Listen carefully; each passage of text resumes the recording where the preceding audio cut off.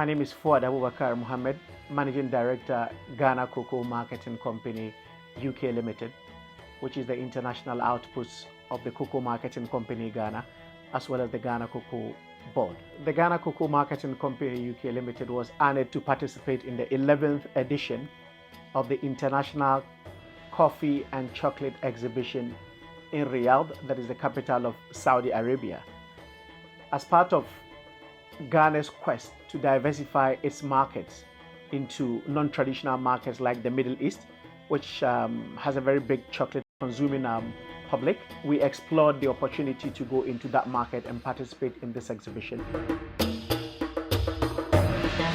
Ghana participated with a huge delegation comprising Ghana Cocoa Marketing Company UK Limited, our parent organization or company, which is the Cocoa Marketing Company Limited, as well as Cocoa Processing Company.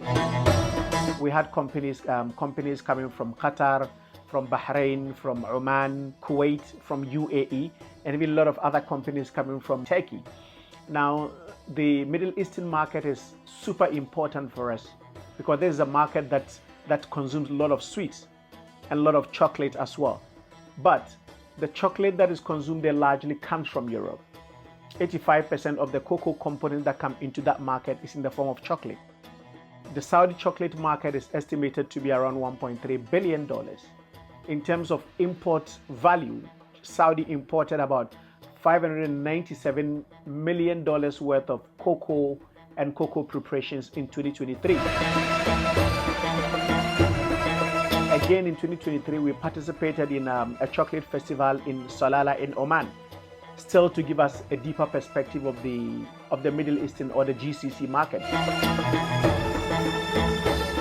We showcase cocoa beans, we showcase cocoa butter, cocoa mass, cocoa cake, cocoa powder, as well as the cocoa pod by itself. Because for most people, they've never seen the cocoa pod, they've never seen the cocoa beans. So it's important for us for people or attendees to have a feel of what Ghana represents. And funny to say, for some people, that was the first time they heard that Ghana produces cocoa. If you ask them about cocoa, what they mention is they mention Tanzania, maybe because it's very close to Tanzania. And again, they mention Belgium because a chunk of the chocolate that comes into that market is from Belgium. Now, that is the importance of visibility. We were fortunate to have the executive director of the International Cocoa Organization, that is the ICCO, which is the apex intergovernmental organization in charge of cocoa. He joined us on that trip so as to also acquaint himself with the Saudi market. We had a lot of B2B engagement, that is business to business engagement, companies who are into coffee and want to integrate into cocoa or into chocolate. A lot of companies travel purposely to come and meet the Ghana delegation. The reason being that we published beforehand that Ghana was going to participate in this exhibition. Well, the future looks amazing. As I indicated, there's a market that is estimated around $1.3 billion now. The outlook is that this is a market that grows over 5.5% CAGR. There's going to be the World Cup coming up in Saudi. This is tied to their big vision where they are doing a lot of big projects. That is the Vision 2030. That is what we want to tap into. And the whole pitch that we are making is that Saudi is a big market for chocolate. The Middle East is a big market for chocolate. And you cannot make chocolate without cocoa. We are building a collaboration between Ghana and Saudi. Some of the proposals that have come up, and this is still reconnecting back to the proposal that we made in 2023, that for you to take advantage of a market or to have strong presence in a market, then you need to be established there. Now, going for one of the things that we are looking at and we're discussing with management is that we need to have a Ghana cocoa marketing or cocoa marketing setup in Saudi Arabia to make sure that we are able to serve the Saudi market, serve the GCC market, and also the Asian market.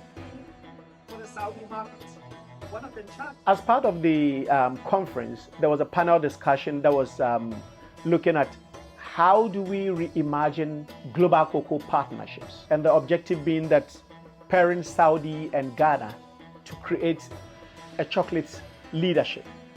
My role on the panel was to give the global picture of what the chocolate market looks like in Saudi Arabia. And we made that case clearly that one, Asia as a region is a net importer of chocolate products.